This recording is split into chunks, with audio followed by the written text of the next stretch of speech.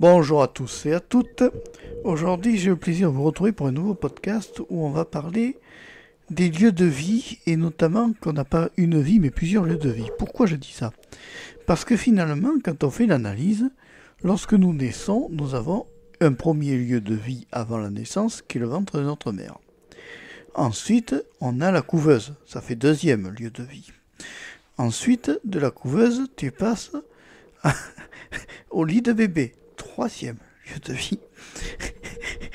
Donc chambre de bébé, qui devient chambre d'adolescent. Et ensuite, si tu as la chance de rester là toute ta vie, ça va, mais en règle générale, tu vas encore déménager. Donc de lieu de vie, donc si tu veux, de chambre de bébé, tu vas devenir chambre d'adolescent.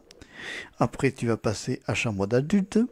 Après, tu vas passer en appartement. Et après, tu vas prendre ton indépendance. Donc, en fait, nous vivons dans plusieurs lieux de vie. Et j'ai oublié un lieu de vie que je ne peux pas dire, mais qui est avant la naissance, qui est chez notre père. Ça, c'est le premier lieu de vie, chez notre père, d'abord. Dans son corps. Puis on passe à la maman, deuxième lieu de vie. Et puis après, tu vois, bon, c'est un cheminement de la vie, c'est normal. Donc finalement, on peut dire que nous avons plusieurs moyens de vivre et plusieurs modes de vie différents. Parce que quand on est dans le ventre de notre mère, nous mangeons ce qu'elle mange, nous buvons ce qu'elle boit et nous sommes à la merci de tout ce qui est nourriture. Après, plus tard, on acquiert le choix de manger ce que l'on veut et de ne pas manger ce que l'on veut. C'est là qu'on apprend que le dégoût existe, que le bonheur existe aussi dans la nourriture, et que aussi, eh bien, ça peut être aussi notre pire ennemi, parce que si on grossit de trop, c'est le docteur qui fait les yeux rouges. Donc si tu veux, il faut se dire que quand je dis qu'il y a plusieurs lieux de vie, c'est-à-dire que nous sommes dans une vie maintenant où il y a de plus en plus de gens qui bougent. C'est-à-dire si tu regardes maintenant ma génération et l'autre, ils ne sont jamais fixes, c'est-à-dire qu'ils vont à droite, ils vont à gauche, ils vont dans une étude à droite et une étude à gauche, et alors ça amène à les faire déplacer souvent, et ça les amène aussi si tu veux, à vivre différemment. Parce qu'avant, les gens restaient avec les parents, ils restaient là tranquillement, ils évoluaient comme ça. Puis à un moment donné, ils trouvaient une jeune femme douce, mignonne, et là, ils partaient dans les bras de la jeune fille très vite. Bon, et ça changeait de lieu de vie. C'est-à-dire que les temps changent, et nous nous trouvons maintenant dans des situations où ce sont les enfants qui des fois gardaient les parents, parce que les parents, eux, vieillissent, et que les enfants aussi vieillissent, et puis que ben, c'est la force des choses, quoi qu'à un moment donné, ben, les rôles s'inversent, si tu veux. Donc, on est obligé, plus ou moins, de vivre tous en société, et ben, d'accepter le fait que ben, on n'est pas tous indépendants, qu'on n'est pas toujours tout le temps indépendant aussi, parce que ça dépend aussi de la classification des personnes et des cas, parce qu'il y a des personnes qui peuvent aller, tu vois, tu as des enfants qui partent en études pendant longtemps. Alors, je sais, on peut pas juger, c'est-à-dire, t'en as qui vont partir en études pour obtenir un avenir certain, et puis t'en as d'autres qui vont partir en études pour se retrouver à pointer à la NPE.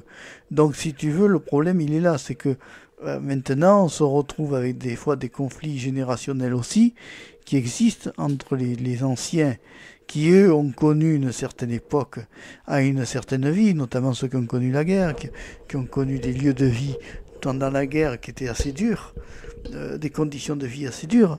Et il y a aussi, tu sais, ceux qui ont... Parce qu'il faut quand même penser que avant nous, avant notre génération, là, la quarantaine, ceux qui ont 40 ans, il y a eu quand même des anciens qui ont vécu, qui ont travaillé, qui ont eu une activité comme nous, et qui se sont retrouvés aussi dans des situations difficiles, avec des conflits de jeunes par rapport à anciens. Si tu veux, la vie, on peut dire que bon, la vie se répète. La vie, on n'en est pas maître, puisque c'est pas nous qui décidons de notre vie, ce sont nos parents. Ce sont nos parents qui décident de nous faire naître ou pas. Puisqu'il y en a qui décident de ne pas créer, c'est un choix.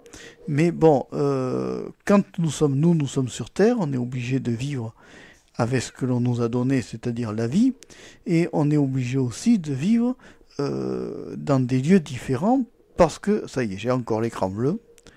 Pourquoi il me dit ça? J'en sais rien. Et pourquoi ça me fait ça? Oh, c'est casse-pied. Et je travaille, moi, je suis pas... Oh, c'est casse-pied. Pourquoi ça me fait ça à chaque fois? Je suis en plein tournage.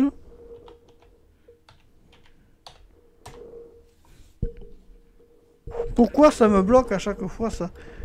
Donc voilà, alors je sais pas pourquoi à chaque fois j'ai un écran bleu qui me bloque la totalité et qui me redemande mon mot de passe.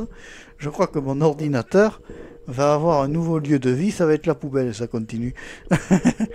Donc voilà, c'était chaque fois ça me coupe et après moi je perds mon fil de l'histoire. Je sais pas pourquoi il me demande tout le temps ce mot de passe. Je sens qu'il va mal finir cet ordinateur. Ça commence à me casser les pieds là, tu vois. Donc je disais oui qu'on n'avait pas pu, on avait plusieurs lieux de vie et dans le fond c'est basé sur ça la société maintenant, c'est qu'ils veulent que nous changions à chaque fois de secteur, de zone. Alors on reproche aux gens d'être souvent dans la ville, mais ils n'ont pas choisi. Si beaucoup de gens pouvaient choisir la campagne, eh bien concrètement ils le feraient. Et ils le feraient sans refuser. Parce que c'est vraiment... Ils apprécieraient plus d'être à la campagne, certains, que d'être en pleine ville. Donc en fait, on est condamné maintenant à vivre comme ça et à s'adapter. Et on n'a pas forcément le choix de vouloir ou pas, si tu veux. Et voilà, donc c'est sûr qu'il y a plusieurs lieux de vie. Regarde ceux qui commencent leur vie normalement avec des parents et tout ça, et qui finissent à la rue. C'est pas un choix au départ, à la base. Ça n'a jamais été un choix. Mais ils sont bien obligés de s'adapter à leur nouvelle vie. C'est pas une nouvelle vie en réalité, c'est une conséquence des fois d'un comportement ou d'un mauvais comportement ou d'autres, ou des fois d'un grand malheur dans la vie qui peut amener à la rue, genre surendettement et autres.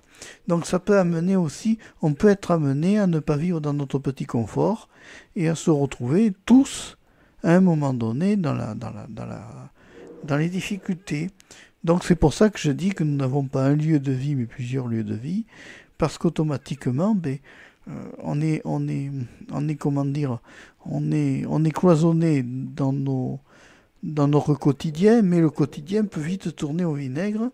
Regarde par exemple, t'es valide, t'es très bien, il t'arrive un accident, tu te retrouves, ton lieu de vie, c'est soit une maison médicalisée, ça peut être soit l'hôpital, soit éternellement paralysé avec un fauteuil roulant. Donc si tu veux, voilà, tu n'es pas maître de ton avenir, tu es maître de ton présent. Voilà, ça serait le plus beau message que je pourrais dire.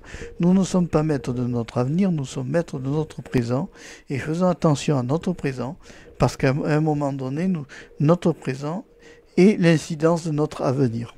Voilà. Bon, si tu as aimé ce podcast, n'hésite pas à mettre le gros pouce en l'air. N'hésite pas à t'abonner à la chaîne de Marc Péchaud 3. Pourquoi? Parce que c'est gratuit sur YouTube et que tu n'as rien à payer. Je te dis au revoir, à bientôt.